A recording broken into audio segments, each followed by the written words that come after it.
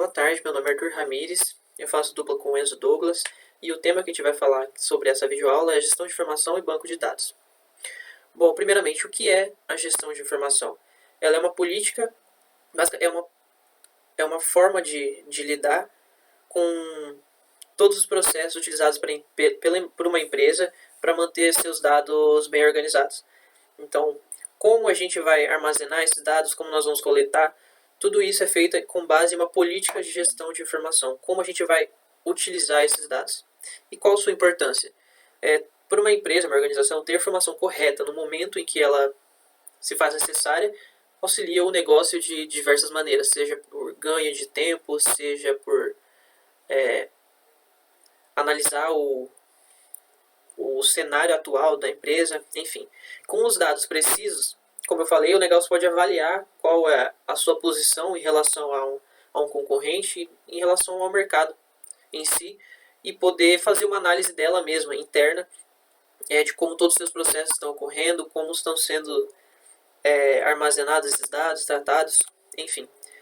Qual o objetivo de uma política de gestão? O principal objetivo é garantir que todos os dados cheguem às pessoas certas, no momento certo, que possam ser acessados também facilmente, sem que ocorram erros ou problemas de integridade. Então, sem chegar faltando uma informação ou chegar com um tempo elevado, enfim. Então, ela deve incluir documentos eletrônicos, planilhas, cópias de contratos virtuais e físicos. Então, uma política de gestão de informação não quer dizer só armazenar em banco de dados ou virtualmente, mas sim também ter uma organização de documentos físicos. Então, não é porque eu tenho documentos físicos que eu não vou tratá-los, não vou armazená-los da maneira correta, ou que eu vou ignorá-los. Bom, e aqui temos um exemplo de várias etapas dentro de um sistema de gerenciamento. A gente tem um sistema de processamento de transações, que não é o nosso foco aqui, mas é onde vão sair todos a matéria bruta de informações, de dados que a gente vai utilizar aqui no sistema de informação gerencial. Então, vai passar por um sistema de processamento de pedidos, sistema de planejamento, enfim. Aqui onde está representados os arquivos do sistema de informação gerenciais, tem dados de vendas, dados de custo, é onde estão representados aqui o banco de dados, só não estão nomeados ainda porque a gente vai falar um pouco mais para frente. Mas tendo esses dados, eles podem passar para um sistema de informação e podem ser tratados mais à frente, mas a definição de como esses arquivos são armazenados, como eles vão ser tratados, como eles são coletados, tudo faz parte de uma política de gestão de informação. Como a gente vai lidar com esses dados e informações. E aqui essa parte o Enzo vai falar um pouquinho mais pra frente e eu volto mais tarde. Obrigado. Boa tarde, eu sou o Enzo e eu vou falar sobre banco de dados. Bem, uma definição básica é que o banco de dados ele é um conjunto de arquivos que tem registros sobre pessoas, lugares ou coisas. O banco de dados mais comum que a gente tem atualmente é o banco de dados relacional, que ele é estruturado em tabelas com colunas e linhas. Essas tabelas também são chamadas de entidades e as linhas são os registros. Mais pra frente eu vou dar um exemplo. Os bancos de dados mais comuns que temos atualmente são o MySQL, o PostgreSQL e o SQL Server. Eles têm peculiaridades para alguns fins específicos, mas todos usam a linguagem SQL estruturada e, portanto, não tem tanta diferença assim. Como eu havia dito, aqui um exemplo mais prático, nós temos aqui uma tabela, ou uma entidade. Ela tem colunas como o nome fornecedor, rua, cidade, e ela tem linhas, que são os registros, como a gente pode aqui, 8259, o número fornecedor, CBM Inc, o nome, e a rua e assim por diante. Bem, mas para não ficar desorganizado, é necessário que uma tabela, uma entidade, ela tenha uma chave primária. A chave primária ela serve como um identificador único, porque com a chave primária, nenhum dado sobrepõe o outro. Vamos dizer que eu informo um registro, e esse registro ele tem nomes iguais, ruas iguais, cidades iguais, estados iguais. Mas aí eu preciso separar esses dois, porque eles foram registrados em horas e datas diferentes. A chave primária cuida disso, para que cada registro seja único, para que não sobreponha uma informação à outra. Assim nós temos as informações exatas de quantas vezes um certo dado foi inserido no banco, e assim podemos fazer seleções para poder retirar dados de forma mais precisa. No contexto de banco de dados, nós também trabalhamos com tabelas se relacionando com outras tabelas. Para isso, existe algo chamado relacionamento entre tabelas, que existe uma certa cardinalidade para definir qual tabela vai se relacionar com a outra e quais dados elas vão interagir entre si. Para isso existe essa estrutura denominada N e essa estrutura denominada 1.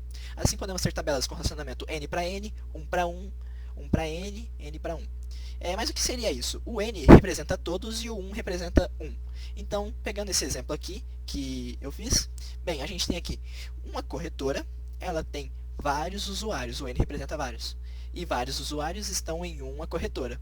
E aí a gente usa essa entidade buscar para representar que vários usuários buscam uma corretora, mas não somente buscar, pode ser contém, pode ser relacionar, depende muito do contexto da aplicação que você está usando.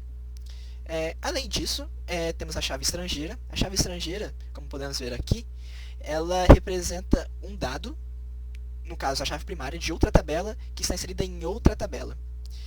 Como podemos ter o exemplo aqui, N usuários, uma corretora. Cada usuário ele pode ter mais de uma corretora.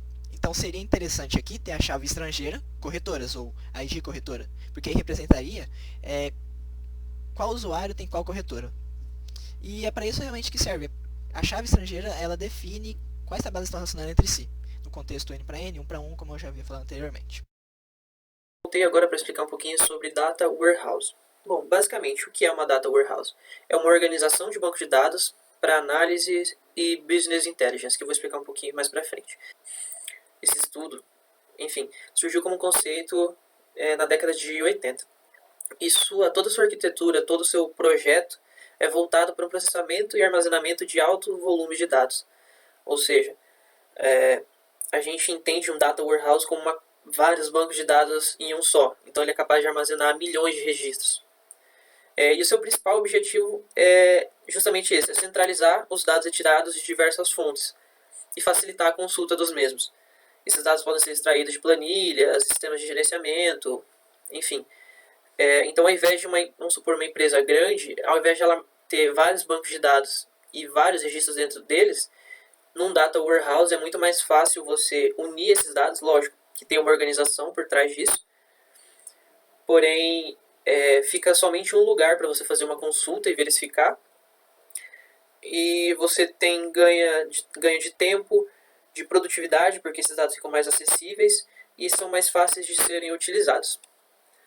Aqui um exemplo partindo desde da coleta dos dados operacionais, dados de clientes, a extração e a transformação desses dados, e passando para Data Warehouse, e ali, desse ponto para frente, ele pode ser passado para uma análise que vai ser feita no Business Intelligence, ou pode fazer uma conexão com aquele diretório de informações ali, que a gente não vai entrar muito a fundo agora. Bom, o que é inteligência empresarial? É a capacidade de unir, selecionar e capturar as informações relevantes para uma empresa, uma organização, por meio de um gerenciamento. Então, todos aqueles dados que a gente tem guardados no Data Warehouse, é nessa etapa que a gente faz a leitura, a interpretação desses dados. Então, dentre os diversos objetivos, é uma possibilidade de inovar e gerar conhecimento, reduzindo o risco em tomada de decisão. Então, antes de tomar alguma decisão importante, a gente pode analisar o cenário que a gente está, todas as informações que a gente possui, e com base nisso poder projetar nosso próximo movimento. Que aqui é só uma imagem para ficar mais visível a passagem de um banco de dados para um Data Warehouse, o que ele significa, até a passagem para o Business Intelligence para fazer a interpretação desses dados, a análise desses dados, poder projetar a próxima etapa, os próximos passos. Bem, quando estamos falando de processamento analítico online, ou OLAP, nós estamos falando de uma análise multidimensional de dados, de forma que os usuários vejam os mesmos dados de diferentes maneiras. Isso acontece por causa da multidimensão de atributos, onde cada atributo representa uma dimensão diferente. Isso permite uma melhor análise. Aqui nós temos um exemplo de como isso acontece. Vocês podem perceber aqui o modelo multidimensional, que representaria no caso uma entidade. E por causa desse tipo de análise que o OLAP permite, nós conseguimos ter uma seleção de atributos muito mais definida, de uma forma muito mais ampla. Quando falamos de data mining, nós estamos falando de uma forma de percepção e obtenção de dados que a gente não consegue com o OLAP. Assim a gente descobre padrões e relacionamentos ocultos que conseguem prever comportamentos futuros. Bem, no datamine a gente tem 4 tipos para poder fazer essas classificações. A gente tem o tipo associação, sequência, classificação e aglomeração. Bem, no tipo associação, são ocorrências ligadas a um único evento. Por exemplo, a gente pode revelar que em um supermercado, 65% das vezes que se é comprado um refrigerante, também se é comprado um salgadinho. O tipo sequência são eventos que estão ligados ao longo do tempo. Como, por exemplo, quando a gente compra uma casa, 65% das vezes também se é comprado uma geladeira. No tipo classificação, nós reconhecemos os modelos que descrevem o grupo ao qual o item pertence através das regras de classificação. Por exemplo, uma empresa de crédito pode fazer um levantamento de características de clientes, para saber qual tipo de cliente tende a abandoná-la. No aglomeração, a gente tem a mesma forma do classificação, porém ele só serve para montar os grupos mesmo, para poder definir os grupos certinhos. No caso a gente tem clientes, mercados, essas coisas. A aglomeração serve mais para montar os grupinhos certinho, bonitinho. Quando estamos falando de banco de dados e a web, já é um conceito bem atual, onde muitas empresas usam o sistema web para disponibilizar os seus serviços. A gente pode ter tanto uma página janela, como eu diria, que são simplesmente uma página para poder mostrar os produtos da empresa, ou a gente pode ter algo mais interativo com o cliente, que aí já vai usar o banco de dados, como por exemplo uma loja de roupas ou um controle de estoque, onde a loja, a empresa, ela usa o banco de dados tanto para poder fazer uma interação com o cliente, mas também para poder controlar os seus produtos, aquilo que está vendendo. Bem, aqui a gente tem um exemplo disso, do cliente acessando a web, algum site específico, e como que esse site faz a comunicação para trazer os dados para o cliente. Bem, o cliente ele vai acessar o site, mas o site ele vai acessar o servidor web, que vai estar no servidor de aplicativo, aí ele vai acessar um servidor de banco de dados, vai retornar os dados do banco de dados que o cliente deseja. E essas ações que o cliente deseja pode ser através de um botão, como por exemplo quando você vai numa loja um site de loja de roupa e você vai lá e quer filtrar só por roupas de cor vermelha. Aí, quando você aperta no botão para poder fazer essa seleção, ele faz todo esse procedimento. Bem, é isso. Obrigado pela atenção. Essas são as nossas referências.